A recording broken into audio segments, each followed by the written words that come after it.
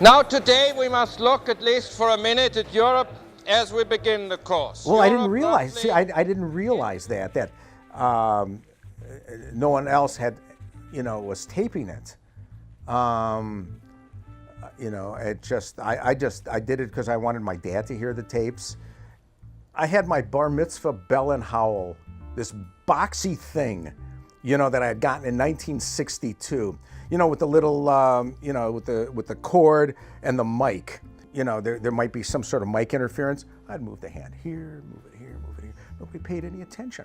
Every time I went in, and I wasn't this surreptitious with Mosse, because I never asked him, he didn't seem to care. He didn't care.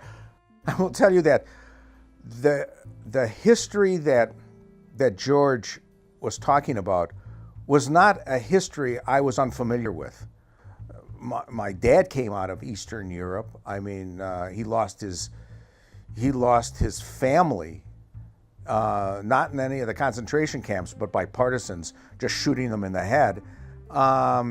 Professor Mosse's class was in a way totally different, because when you're talking about Nazism, when you're talking about anti-Semitism, when you're talking about the European form of racism, with Professor Mosse, it was like, it was like the Johnstown flood coming towards you. There was nothing you could do about it. You just had to, sit there and wait for the deluge.